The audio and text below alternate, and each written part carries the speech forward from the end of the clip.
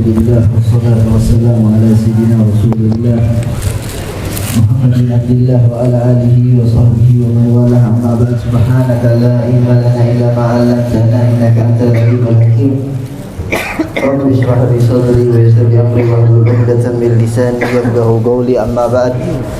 Alhamdulillah, segala puji bagi Allah Subhanahu wa taala yang masih mengistiqomahkan kita, yang masih memberikan kesempatan kepada kita sehingga pada malam Jumat ini kita sama-sama berkumpul di tempat yang mulia ini, memohon kepada Allah, bersalawat kepada Rasulullah, berzikir, menyebut nama Allah Subhanahu wa taala, salat berjamaah, membaca Al-Qur'an.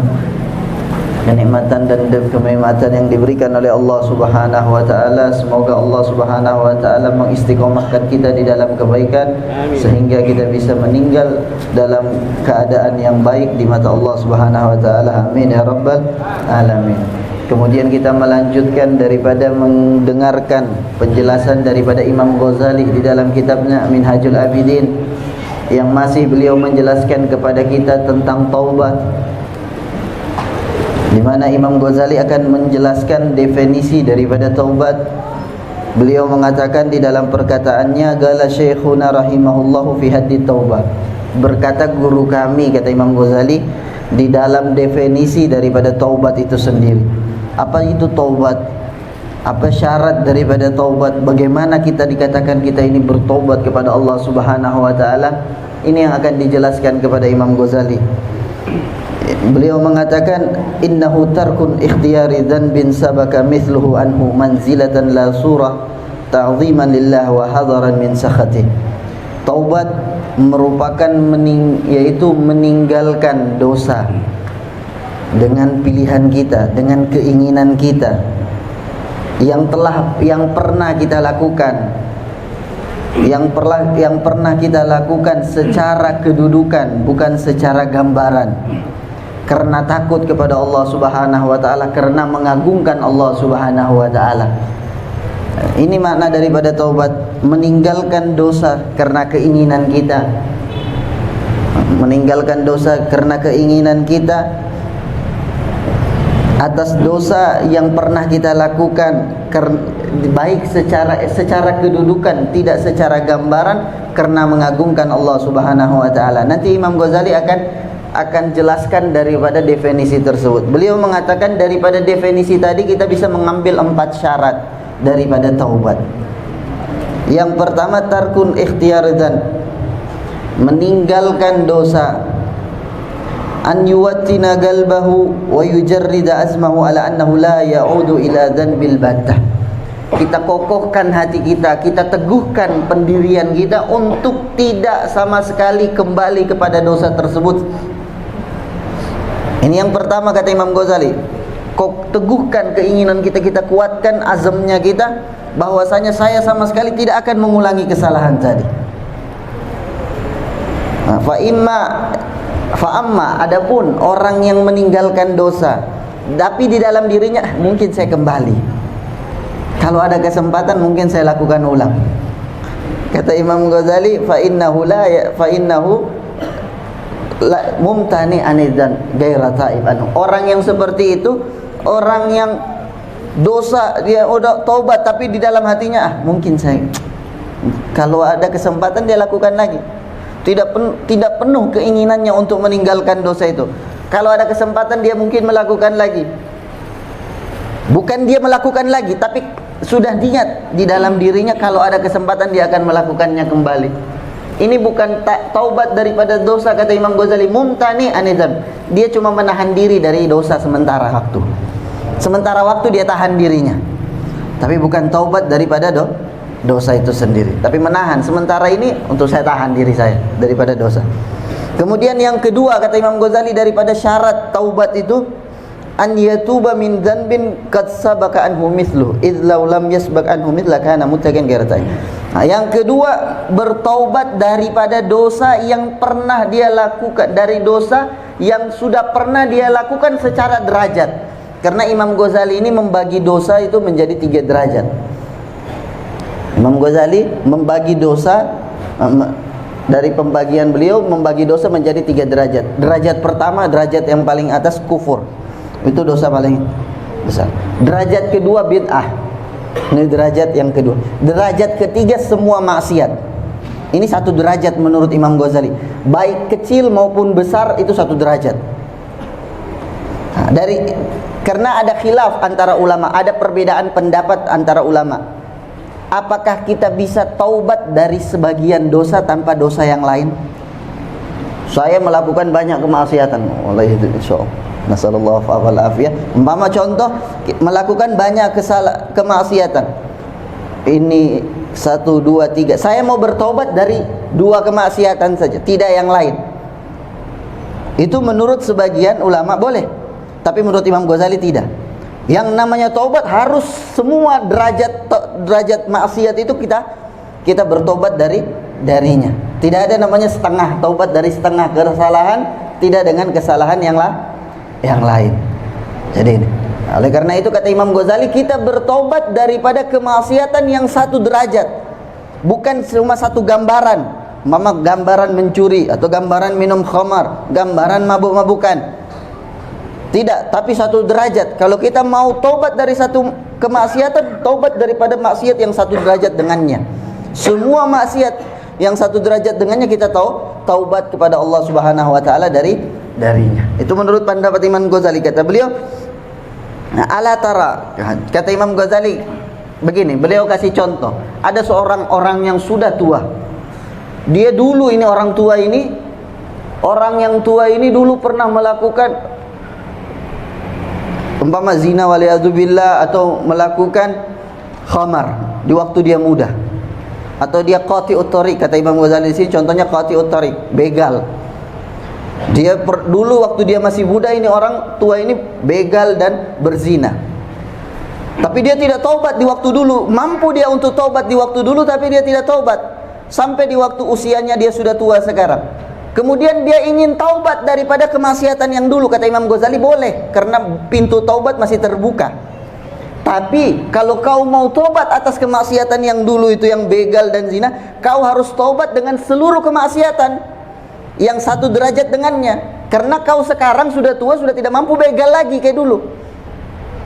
Kapan kau dikatakan taubat? Kalau kau bilang, oh saya sudah taubat dari begal. Iya, karena sudah tua, sudah tidak mampu untuk begal kayak dulu masa muda. Jadi kata Imam Ghazali, dia itu masih bisa taubat, bisa, karena pintu taubat tidak tertutup selama jiwa, selama di nafasnya kita masih ada, belum sampai tenggorokan. Selama ruhnya kita masih di dalam, masih terbuka pintu taubat. Iya, tapi kata Imam Ghazali, taubatnya orang yang seperti ini, taubatnya untuk dosa yang secara derajat semuanya, bukan secara bentuk gambaran dulu, karena dia sudah tidak mampu sekarang. Dia sudah tua sekarang, sudah tidak mampu begal lagi.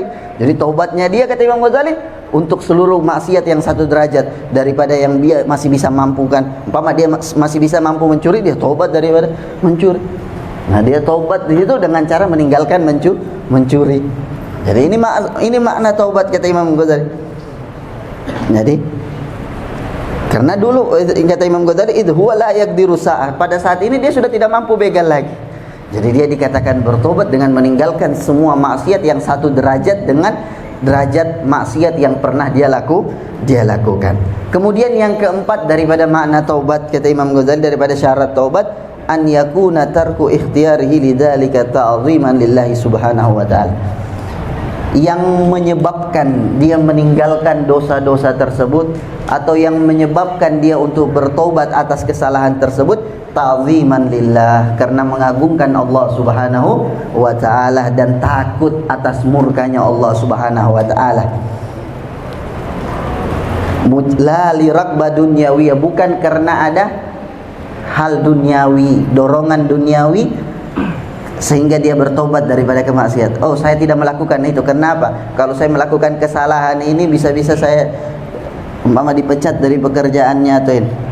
Jadi yang mendorong dia untuk meninggalkan suatu maksiatan, kata Imam Ghazali, dorongan itu karena tak mengagungkan Allah, takut atas azabnya Allah Subhanahu wa ta'ala, bukan karena materi duniawi atau rahbah, atau takut sama orang, atau takut sama orang, takut sama fulan, takut sama au talabi sana, atau ingin dipuji, wasitin, atau ingin dimuliakan diagungkan, dieluk-elukan, au dha'fin, atau dia sudah lemah, sudah sakit.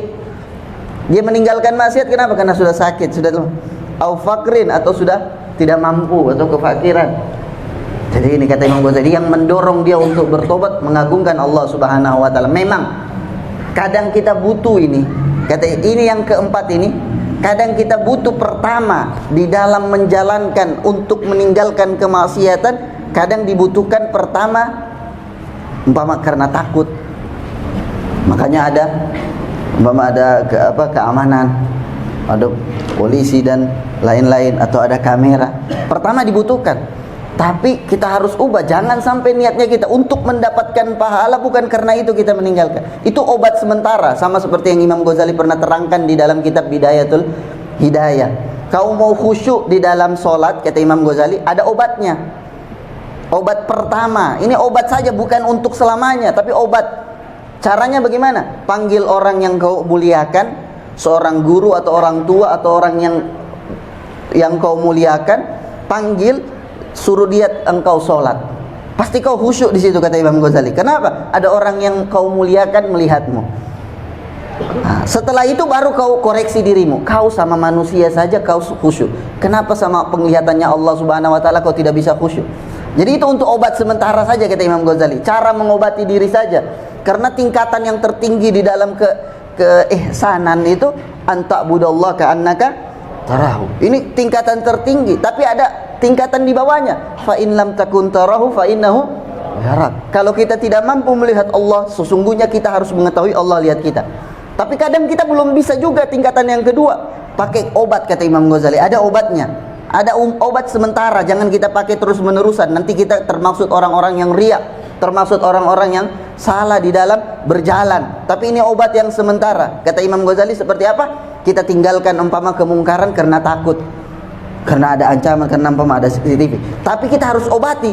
Kau sama CCTV takut, tapi penglihatannya Allah yang mampu melihat zahir dan batin kita tidak mampu.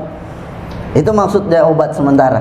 Kita sholat di depan orang yang kita muliakan, kita sholat di depan orang yang muliakan, kita pasti khusyuk. Kemudian kita obati. Kau di depan manusia yang tidak bisa memberikan manfaat dan mudarat kepada kau khusyuk. Tapi kepada penglihatannya Allah kita tidak bisa khusyuk. Nah, jadi begitu kan. Tapi kalau kita jangan kita jadikan ini sebagai sesuatu yang kita lanjutkan, kita akan termaksud di dalam kategori orang-orang yang riya, tapi obat sementara saja, kata Imam Ghazali. Jadi empat syarat daripada taubat. Yang keempat, meninggalkan kemaksiatan karena keagungannya Allah Subhanahu wa taala, karena takut kepada Allah Subhanahu wa taala, karena takut daripada azabnya Allah Subhanahu wa taala. Semoga Allah Subhanahu wa taala memberikan taubat kepada kita semua. Allah taubat daripada dosa kita yang kecil, yang besar, yang kita lakukan secara terang-terangan, yang kita lakukan secara diam-diam, yang kelihatan, yang tidak kelihatan, zahir wa batin, di dalam hati kita, di dalam pikiran kita, di dalam anggota tubuh kita, semuanya ditaubatkan, dimaafkan oleh Allah Subhanahu wa taala. Amin ya rabbal alamin. Wassallallahu ala sayyidina Muhammadin nabiyil ummi wa ala alihi wasallam. Alhamdulillahi rabbil alamin. Wa lakum minkum.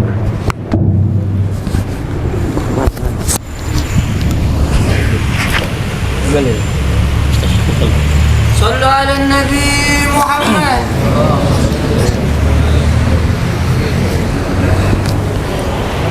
Bismillahirrahmanirrahim. Alhamdulillahi rabbil alamin. Wa sallallahu ala sayyidina Muhammadin wa ala alihi wa sahbihi wa sallam ajma'in. Amma ba'd, subhanaka la ilma lana illa ma 'allamtana innaka antal alimul hakim. Rabbi shrah li sadri wa yassir li amri wahlul 'uqdatam min lisani yafqahu qawli. Alhamdulillah, puji syukur kehadirat Allah atas limpahan nikmat kesehatan, nikmatul iman wal Islam, nikmat dipilihnya kita untuk bisa duduk di rumah Allah Subhanahu wa taala. Ini nikmat pokok, nikmat dasar. Nikmat dijadikan lisan kita berzikir kepada Allah Subhanahu wa taala, menyebut nama kekasihnya Rasulullah sallallahu alaihi wasallam. Nikmat telinga kita mendengarkan kalimat nasihat dari guru-guru kita. Nikmat digunakan akal kita untuk duduk di majelis, untuk mendengarkan daripada nasihat-nasihat daripada ulama. Ini semua adalah nikmat yang kalau sekiranya mau ditukarkan dengan dunia, tidak adalah apa artinya dunia dan seisinya. Maka bersyukur kita bisa duduk di tempat yang mulia ini, dijadikan lisan kita senantiasa berzikir kepada Allah Subhanahu wa taala. Sebagaimana dalam sebuah hadis Nabi sallallahu alaihi wasallam bersabda, La tukthirul kalam bighairi dzikrillah. Jangan kalian senantiasa memperbanyak omongan, jangan kita berbanyak berbicara selain mengingat Allah Subhanahu wa taala. Nikmat yang besar duduk di majlis kita menyebut nama Allah, menyebut nama Rasulullah. Kenapa dilarang kita jangan banyak ngomong, jangan banyak bicara selain zikir kepada Allah? Fa inna kathratal kalam bighairi dzikrillah qasawatul lil qalb. Karena kalau berbicara, kalau omongan kalam yang kita sering ucapkan selain daripada mengingat Allah, selain daripada menyebut nama Rasulullah, kata ulama, sesungguhnya kata Nabi SAW, itu bisa menyebabkan hati kita keras. Wa inna ab'adan nasi minallahi, sesungguhnya hati yang paling jauh dari Allah Subhanahu wa taala yaitu hati yang keras. Nasihat sudah tidak akan bisa masuk lagi. Maka bersyukur antum di majelis ini rutin setiap malam Jumat. Setiap malam Jumat majelisnya Rasulullah dibuka. Kita dengarkan dari Al-Habib Alwi tadi bagaimana tentang masalah taubat. Taubat itu hakikatnya orang yang melakukan dosa. Orang yang melakukan dosa pada sesungguhnya dia sedang menggolimi dirinya sendiri.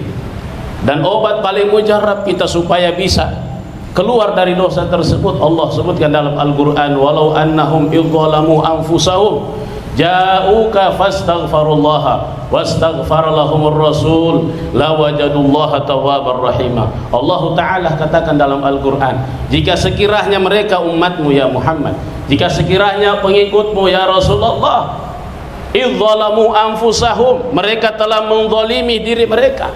Maksudnya apa? Mereka telah melakukan dosa, bermaksiat, melanggar perintah Allah, terjerumus di dalam maksiat kepada Allah Subhanahu wa taala, tetapi Allah bilang ja'uka, datang kepadamu ya Rasulullah. Alhamdulillah kita hadir di majelis ini, majelisnya Rasulullah. Bukankah Nabi senantiasa hidup di hati orang-orang beriman? Kita datang membacakan sejarahnya Rasulullah. Pintu terbesar menuju Allah adalah Rasulullah. Al-Habib Ali bin Muhammad bin Husain Al-Habsyi sahibul Maulid, beliau mengungkapkan dalam gubahan syairnya, war rasulul karimu babu rajai fahuwa ghauthi wa ghauth kullul bahriyah. Nabi Muhammad yang permurah, yang dermawan, kata beliau, itu adalah babu rajai, pintu harapanku kepada Allah Subhanahu wa taala. Kalaulah Al-Imam Al-Habib Ali Al-Habsyi yang kita kenal seorang kutub waliullah, pimpinannya para wali, beliau saja datang kepada Allah, beliau mengakui banyak dosanya, menzalimi dirinya, beliau mengakui semua itu, bertobat kepada Allah, datang melalui pintu Rasulullah. Harapannya Nabi Muhammad.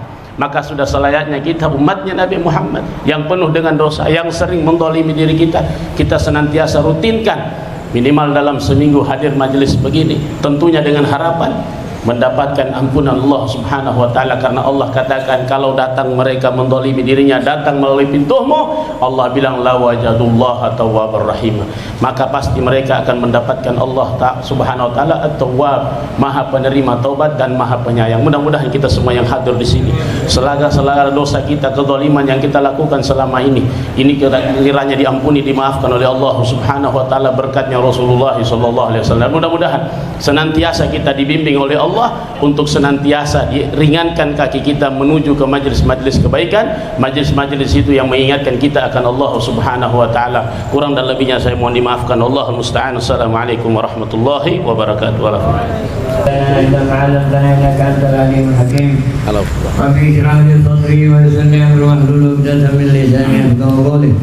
Limpahan rahmat berkah yang senantiasa Allah berikan kepada kita, alhamdulillah. Pada malam hari ini Allah menyempatkan kita untuk hadir bersama-sama di rumah Allah Subhanahu wa taala dalam aktivitas mingguan kita, membaca maulid di malam Jumat.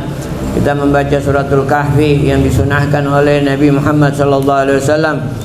Juga kita berselawat kepada baginda Nabi Muhammad sallallahu alaihi wasallam. Tidak lain dan tidak bukan pertemuan kita pada malam-malam yang sepertian adalah mau mendekatkan diri kepada Allah, mau kembali kepada Allah Subhanahu wa taala, mau membersihkan diri kita yang satu minggu kemarin, dari pertemuan kemarin mungkin banyak dosa yang telah kita lakukan. Pada malam hari ini kita lagi bertobat kembali kepada Allah Subhanahu wa taala. Yang Nabi sampaikan, tuba, beruntung orang-orang yang man fi sahifatihi, orang-orang yang di lembaran-lembaran hidupnya banyak beristighfar kepada Allah, banyak kembali kepada Allah, banyak bertobat kepada Allah Subhanahu wa taala. Mereka lah orang-orang yang beruntung. Orang-orang yang beruntung adalah orang-orang yang apabila terjerumus dia kembali ke jalan Allah, dia bertobat kepada Allah, dia beristighfar kepada Allah Subhanahu wa taala. Di antara kita bertobat kepada Allah, mau kembali kepada Allah, hadir di tempat-tempat yang seperti ini. Karena hadir di tempat-tempat yang seperti ini, tidaklah kita berdiri dari tempat ini kecuali dosa kita dibersihkan oleh Allah Subhanahu wa taala. Amin ya rabbal alamin. Salawat dan taslim atas junjungan kita Nabi Allah Muhammad sallallahu alaihi wasallam, yang berkat beliau kemuliaan ini semua kita dapatkan dari Allah. Alhamdulillah. Kita sudah masuk di bulan Zulqa'dah. Nah, ini sudah masuk di bulan-bulan haji. Bulan haji itu ada 3 bulan. Dari bulan Syawal sudah masuk bulan haji. Bulan Syawal itu sudah masuk bulan haji. Ada 3 bulan haji itu Syawal, Zulqa'dah dengan Zulhijjah, Asyara Zulhijjah. Di situ bulan haji. Artinya kalau orang berangkat sekarang ini, mereka ini sekarang sudah berangkat. Ada sudah jamaah haji sudah berangkat di Jakarta. Mereka haji, sampai di sana mereka umrah untuk haji. Jadi umrahnya mereka di sana untuk umrah haji. Jadi kita belajar sedikit tentang masalah haji, dan insyaallah akan dilebarkan. Insyaallah kita belajar di subuh besok di Yaumil Ahad di Masjid Nurul Khairat. Bagi yang mau belajar masalah haji, kita akan belajar di sana besok lusa insyaallah. Subuh Ahad. Subuh Ahad,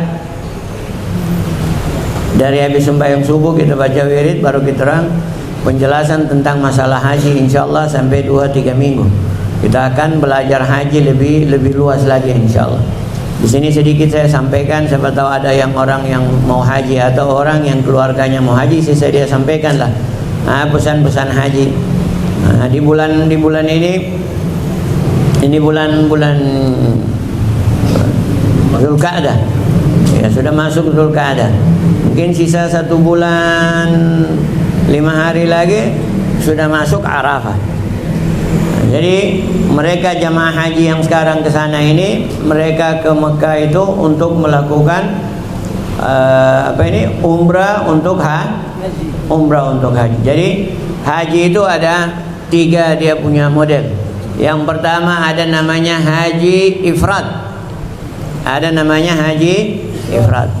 Nah, haji ifrad ini dalam mazhab kita Syafi'i dan mazhab yang lain itu adalah merupakan haji yang paling afdal. Apa itu haji ifrad?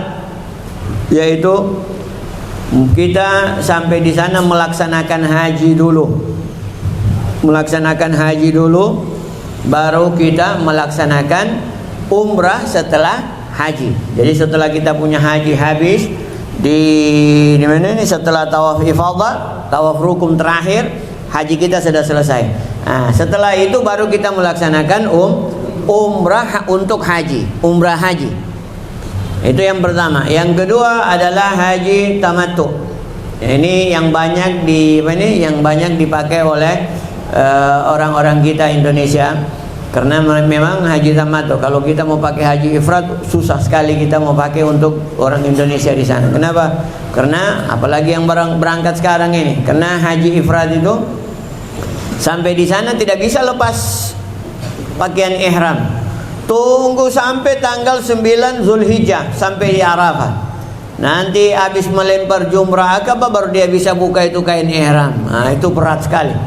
Nah, mau tidur dengan kain ihram tidak boleh, pakai minyak wangi, pakai sabun wangi tidak boleh, basisir tidak boleh. Banyak dia pelarangan. Nah, itu berat.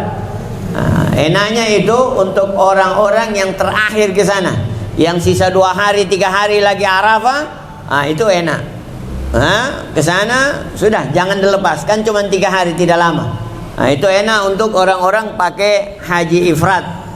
Dia tunggu Arafah. Setelah Arafah berarti 4 hari saja dia pakai pakaian ihram. Habis itu dia bisa lepas setelah dia merempar jumrah. Itu haji ifrad, itu haji yang paling afdal di dalam mazhab kita Asy-Syafi'i. Jadi ada yang pertama tadi haji ifrad. Apa dia punya kerja? Haji dulu, setelah haji baru dia umrah untuk haji. Yang kedua adalah haji tamattu. Ini hajinya orang Indonesia, sering pakai ini kita. Dalam mazhab lain ada yang ini yang lebih afdal daripada ifrad. Tadi bukan mazhab kita, tapi mazhab kita adalah haji ifrad yang lebih afdal. Haji tamattu. Haji tamattu adalah dia datang di sana seperti jamaah kita yang sekarang, datang di sana, sampai di sana dia umrah. Umrahnya itu adalah umrah untuk haji. Umrahnya untuk haji itu. Setelah dia umrah, dia niat nawaitul umrah lil hajj. Nawaitul umrah wa ahramtu biha lillahi ta'ala. Habis itu dia sampai di sana, dia pergi umrah tawaf, sa'i 7 kali, baru dia tahallul, gunting rambut. Setelah dia gunting rambut selesai, dia sudah bisa buka dia punya pakaian ihram. Habis itu dia sudah bisa seperti orang biasa, pakai minyak wangi, mau mandi, pakai sabun, pakai ini. Sudah biasa seperti kita biasa begini. Sudah ya tamatta bil haya, artinya sudah kita bisa menikmati kehidupan seperti biasa. Sudah itu dinamakan tamatta, umrah tamattu, umrah yang merasakan kenikmatan, umrah untuk haji yang merasakan setelah kita melaksanakan umrah kita merasakan seperti biasa sudah. Ya tamatta bil haya. Dinamakan haji tamattu. Kapan lagi dia mau pakai ihram? Nanti waktu mau haji. Nanti waktu mau haji tanggal 9 dia pakai ihram dari Mekah sudah. Pakai ihramnya dari Mekah. Pakai ihram dari Mekah, kemudian dia niat haji. Kemudian dia niat haji, nawaitul hajja wa ahramtu bihi lillahi ta'ala. Habis itu dia ke Arafah. Habis Arafah baru Mina, habis Mina pelemparan selesai baru ke Mekah. Dia tawaf ifadah.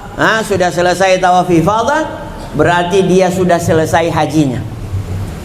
Berarti dia sudah selesai haji. Dan haji tamattu wajib bayar dam. Bedanya haji tamattu dengan ifrad, haji tamattu bayar dam, bayar kambing satu. Bayar kambing satu dia. 1,5 juta atau 2 juta lah. Kalau di sana kalau musim haji mahal sudah kambing itu. Sekitar 2 juta lebih sedikit lah. Kalau musim haji sudah mahal. 2 juta lebih sedikit. Dia bayar dam. Kalau haji ifrad tidak ada dam. Haji ifrad tidak ada dam, tidak bayar kambing kita di sana. Sebenarnya boleh kalau kita tidak mau bayar dam untuk haji tamattu boleh. Kalau kita mampu untuk keluar dari Mekah, masafah miqat, masafah Qasar, kita ke mana ini, ke Taif, ke atas sana lagi, baru kita masuk ulang ke Arafah langsung. Itu tidak bayar dam. Karena kita bayar dam itu karena kita hajinya dari kota Mekah, tidak ambil dari miqat. Kalau kita ambil dari miqat kembali, miqat itu apa? Batas masuk untuk melaksanakan haji dan umrah. Ada, Nabi sudah tunjuk batas-batasnya, sudah ada semua. Kalau orang Indonesia ada fatwa yang mengatakan boleh dari Jeddah. Boleh dari Jeddah. Fatwa Ibn Hajar. Ada yang mengatakan tidak boleh, harus dari Yalamlam, kan kita melewati Yaman, atau Irak, Zatul Irq. Itu orang dari Irak, dari mana ini? Dari Iran, dari mana saja yang dari Asia ke sana, itu semuanya dia punya miqat Zatul Irq itu. Cuman tidak ada lapangan pesawat di sana. Kalau ada lapangan pesawat enak, kita turun di situ baru masuk supaya tidak dapat dam. Kalau orang Yaman di Yalamlam, ada Yalamlam. Dari situ masuk harus dengan pakaian ihram sudah. Terus dari orang yang dari Madinah bagian ke sana, dari Bir Ali, orang yang dari Mesir, Juhfa, Juhfa. Ini semua batas ini Nabi yang tentukan. Jadi kalau dari batas itu namanya miqat. Dari batas itu orang masuk harus dengan ihram sudah. Tidak bisa tidak. Kalau ente tidak pakai ihram, ente harus bayar kambing. Kalau ente tidak mau bayar kambing, kembali ulang. Pergi pakai ihram di sana baru balik masuk lagi. Itu batas-batas yang sudah Nabi kasih batas. Itu namanya miqat. itu namanya mikat. Jadi orang masuk di situ untuk berhaji atau berumrah harus pakai ihram sebelum lewat situ. Nah, jadi orang Indonesia kalau mau pakai mikat itu, dia kalau lebih mudah lagi orang Indonesia, pokoknya mandi semua, habis cukur-cukur apa semua, mandi apa semua, dia pakai ihram sudah dari Indonesia, dari airport sudah, kelas pakai, dari rumah sudah pakai sudah. Nah, di pesawat jangan dulu berniat kita, jangan dulu berniat naik, pakai saja dulu. Nanti pilot bilang, ini 1 jam lagi kita akan sampai mikat, batas mikat. Nah, sudah boleh kita berihram dan berniat. Nah, kita sisa niat saja. Sisa kita nih. Kalau orang sudah niat, sudah tidak bisa lagi pakai minyak wangi, sudah tidak bisa tutup kepala, pakai kofiah. Ya ente mau pakai mubayahan no alim, ente pakai ihram baru mau pakai kofiah. Nah, sudah tidak bisa lagi pakai kofiah. So buka kofiah sudah. Tidak bisa lagi ditutup ini kepala begini. Tidak bisa. Walaupun panas, biar dia kena panas langsung supaya bagus itu kepala itu. Nah, sudah tidak bisa pakai minyak wangi, pakai wangi apa ini? Pakai tutup kepala, pakai kaos kaki, tidak bisa. Kakinya tidak bisa tertutup, harus pakai sandal seperti sandal swallow atau yang tertutup setengah. Tidak bisa pakai sepatu yang tertutup di depan itu, sepatu sepotong itu. Itu tidak bisa dipakai. Tidak bisa dipakai. Pakai sabun mandi, boleh mandi, tapi jangan pakai sabun wangi. Cari sabun yang tiada DP wangi. Boleh mandi boleh, tapi jangan pakai sabun wangi dan seterusnya. Banyak dia punya apa ini? Banyak dia punya larangan-larangan. Yang sebelumnya tidak dilarang, tapi begitu ente sudah niat ihram, langsung sama dengan sembahyang. Takbiratul ihram, masuk sembahyang. Yang tadinya bisa makan sudah bisa makan. Yang tadinya bisa bicara sekarang sudah bisa bicara begitu takbir. Sama dengan itu sudah. Begitu kita pakai ihram sudah niat untuk haji atau umrah, tidak bisa lagi kita orang pakai wangi, tidak bisa lagi kita orang apa itu? Basisir. Kalau jatuh ente punya 3 rambut sudah sama kambing 1 itu. Jadi ente punya bulu-bulu di badan itu kambing semua itu. Kalau 3 tak jatuh kambing, ente bayar kambing 1. Jadi ente jaga. Sudah itu dianjurkan jangan basisir kalau bisa. Karena kalau ente basisir sama dengan ente mau kasih jatuh ente rambut itu. Jadi tidak usah basisir. Ente tidak bisa tutup kepala dan seterusnya.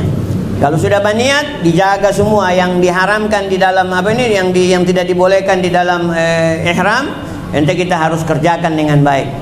Nah, setelah kita niat apa semua dari mikat itu sudah niat sebelum masuk mikat, jangan lewat mikat baru ente niat. Bayar kambing ente. Kalau ente sudah lewat mikat ente baru niat, ente diumumkan sama pilot di pesawat, entenya tidur. Nanti sudah masuk pesawat ke sana baru ente bangun. La ilaha illallah. Ente harus bayar itu. Jadi hati-hati. Karena urusan haji ini ibadah yang seumur hidup cuma sekali. Oh, sudah gampang saya, nanti mau haji lagi. Haji kedua bukan wajib lagi sama ente. Sudah sunnah, bukan wajib.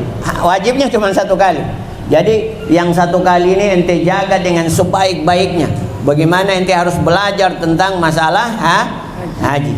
Kalau ente tidak belajar dengan baik, ente yang sengsara, ente yang rugi. Dan ente yang tidak mendapatkan keuntungan haji. Orang dah pulang dengan membawa dengan membawa hajjul mabrur, laisa lahul jaza illal haji yang mabrur, dia punya balasan surga. Tapi kalau tidak mabrur, balasannya apa kira-kira? Kalau tidak mabrur, tidak ada balasannya, bukan surga yang tidak dapat. Sudah itu kalau Allah kasih kesempatan kepada kita untuk mendapatkan surga, kerjakan dengan baik. Dan seumur hidup cuma sekali loh, bukan 2 kali. Kalau sembahyang oke, yang pertama ini kurang khusyuk, nanti sembahyang berikutnya kejar kekhusyuan. Masih bisa kita kejar, Haji tidak, 1 kali saja Allah kasih kesempatan sama ente. Kalau sudah tidak sah ente punya haji, umpama ente ragu apa semua, ente haji kedua kali bukan wajib sudah. Kecuali memang batal ente punya haji. Ada rukun yang ente tidak kerjakan, batal. Itu boleh. Ente haji ulang. Wajib lagi. Yang pertama itu ente tidak sah ente punya haji. Itu namanya haji tamattu. Nama ada yang kedua, haji yang ketiga adalah haji kiran. Ini Imam Abu Hanifah mengatakan haji kiran ini yang paling afdal menurut Imam Ahmad, yaitu haji berbarengan dengan umrah. Nah, ini masalah-masalah haji yang insya Allah kita akan bahas dengan lebih lengkap insya Allah selama 2 atau 3 minggu di Masjid Nurul Khairat insya Allah yaumil Ahad subuh. Nah, bagi ada keluarga yang haji, kalau bisa dipanggil ke sana, bagus sekali. Kita sekalian dengan praktek untuk memahami kepada mereka bagaimana melaksanakan umrah dan haji ketika tawaf, melempar di Arafah dan seterusnya. Pelaksanaannya dengan sempurna insya Allah kita akan terangkan di yaumil Ahad insya Allah lusa. Setelah kita sembahyang subuh habis baca wirid, baru kita bikin sedikit praktek dan penjelasan tentang masalah haji. Mudah-mudahan jemaah haji kita Allah selamatkan semua mereka, dan mereka mendapatkan haji yang mabrur, dan mereka semua balik insyaallah dalam keadaan selamat, salimin, ghanimin, mabrurin insyaallah birahmatika ya arhamar rahimin.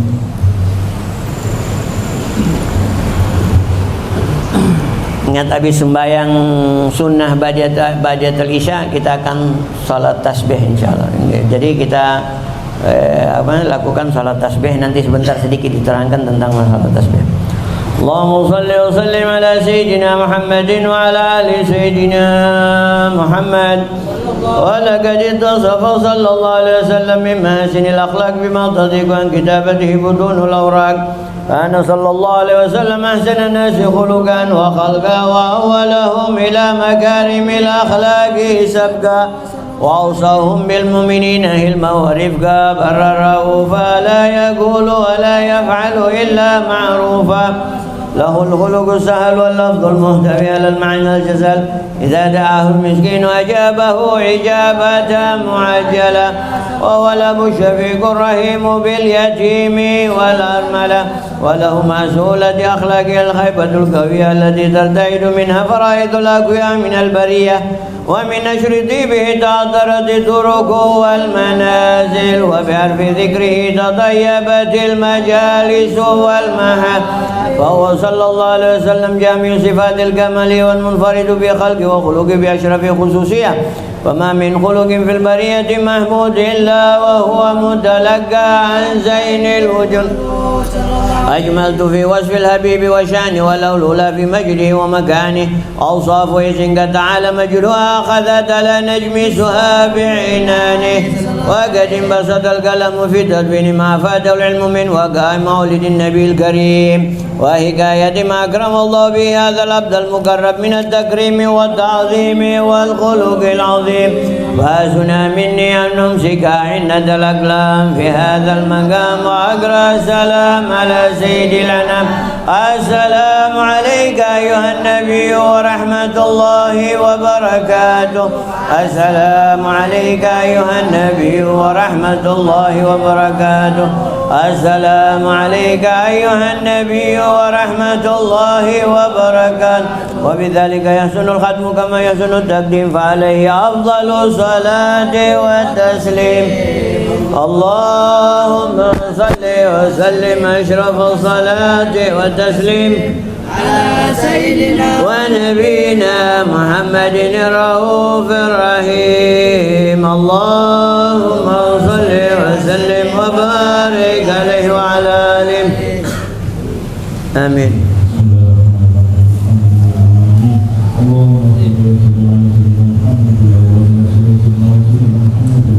آمين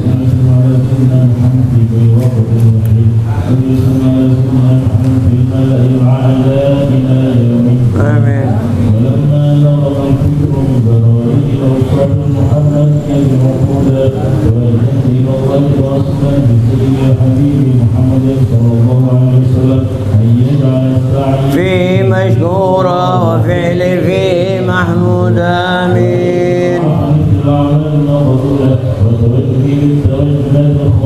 وصلات الموصولة آمين